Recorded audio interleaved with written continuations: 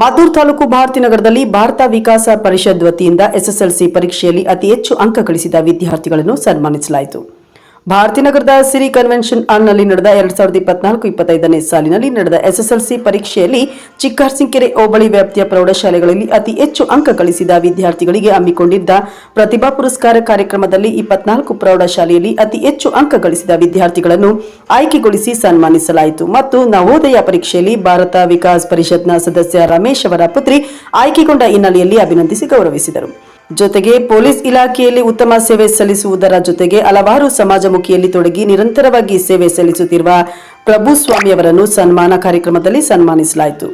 ಇನ್ನು ಮಂಡ್ಯ ಉಪನಿರ್ದೇಶಕ ಕಚೇರಿಯ ನಿವೃತ್ತ ವಿಷಯ ಪರಿವೀಕ್ಷಕ ಎಸ್ ಲೋಕೇಶ್ ಅವರು ಈ ಸಂದರ್ಭದಲ್ಲಿ ಶನಿವಾರ ಮಧ್ಯಾಹ್ನ 3 ಗಂಟೆಯಲ್ಲಿ ಮಾತನಾಡಿ, ವಿದ್ಯಾರ್ಥಿಗಳು ತಮ್ಮ ಓದಿನ ಜೊತೆಗೆ ದೇಶದ ಸಂಸ್ಕೃತಿಯನ್ನು ಉಳಿಸಬೇಕು. ಶ್ರಮದಿಂದ ಯಾವುದೇ ಕೆಲಸ ಮಾಡಿದರೂ ಪ್ರತಿಫಲ ಸಿಗುತ್ತದೆ ಎಂದರು. ಇನ್ನು ಭಾರತ ವಿಕಾಸ ಪರಿಷತ್ನ ಮೈಸೂರು ಪ್ರಾಂತ ಉಪಾಧ್ಯಕ್ಷ ಎಂ ಮಾಯಪ್ಪ ಅವರು ಮಾತನಾಡಿ, ಕಾಯಕವೇ ಕೈಲಾಸ, ದುಡಿಮೆಯೇ ದೇವರು ಎಂದು ಭಾವಿಸಿ ಕೆಲಸ ಮಾಡಿದ್ದವರು ಮೇಲೆ ಬಂದಿರುವ ಉದಾಹರಣೆಗಳು ನಮ್ಮ ಮುಂದೆ ಸಾಕಷ್ಟಿವೆ. ಅಂತಹದ್ದನ್ನು ನೋಡಿ ನಾವು ಸ್ಫೂರ್ತಿಯಾಗಿ ಪಡೆದು ಪ್ರತಿಭಾವಂತರಾಗಲು ಮುಂದಾಗಬೇಕೆಂದರು. ಭಾರತ ವಿಕಾಸ್ ಪರಿಷತ್ನ ಅಧ್ಯಕ್ಷ ಶಿವಮಾದೇಗೌಡ ಕಾರ್ಯಕ್ರಮದ ಅಧ್ಯಕ್ಷತೆ ವಹಿಸಿ ಮಾತನಾಡಿ, ಸಿರಿಕೆರೆ ಹೋಬಳಿ ವ್ಯಾಪ್ತಿಯಲ್ಲಿ ಎಸ್ಎಸ್ಎಲ್ಸಿ ಪರೀಕ್ಷೆಯಲ್ಲಿ ಅತಿ ಹೆಚ್ಚು ಅಂಕ ಗಳಿಸಿದ 24 ಪ್ರೌಢಶಾಲೆಯ ವಿದ್ಯಾರ್ಥಿಗಳನ್ನು ಆಯ್ಕೆಗೊಳಿಸಿ ಇಂದು ಸನ್ಮಾನಿಸುತ್ತಿರುವುದು ನಮಗೆ ಸಂತಸ ತಂದಿದೆ ಎಂದರು.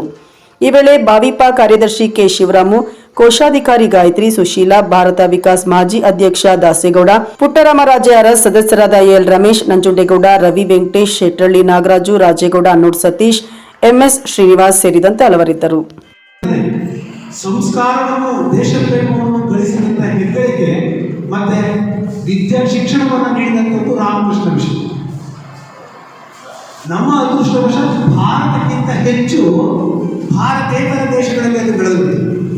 ಆಗ ಇಲ್ಲ, ಭಾರತದಲ್ಲಿಯೇ ಇದರ ಬೇರುಗಳನ್ನು ಇಟ್ಕೊಳ್ಬೇಕು ಅನ್ನೋ ಉದ್ದೇಶಕ್ಕೋಸ್ಕರ ಭಾರತ ವಿಕಾಸ ಪರಿಷತ್ತನ್ನು 1963ರಲ್ಲಿ ಭಾರತದಲ್ಲಿ ಆರಂಭ ಮಾಡಿದೆ. ಇಂದಿಗೆ 62 ವರ್ಷಗಳು ಕೂಡ 63ನೇ ವರ್ಷ ಯಶಸ್ವಿಯಾಗಿ ಇರ್ತದೆ. ನಾನು ಕೂಡ 1963ರಲ್ಲಿ ಹುಟ್ಟಿದ್ದರಿಂದ ಇದ್ರ ಜೊತೆ ನನ್ನ ಕಾರ್ಯಗಳು ಕೂಡ ಈ ಭಾರತ ವಿಕಾಸ ಪರಿಷತ್ತಿನ ಎಲ್ಲ ಚಟುವಟಿಕೆಗಳಲ್ಲಿ ನಾನು ಸಾಮಾನ್ಯವಾಗಿ ತೊಡಗಿಕೊಂಡಿದ್ದೆ. ಮಂಡ್ಯದಲ್ಲಿ 1986 ಆರಂಭದಲ್ಲಿ ಜೋಗಿಗೌಡರು ಇದರ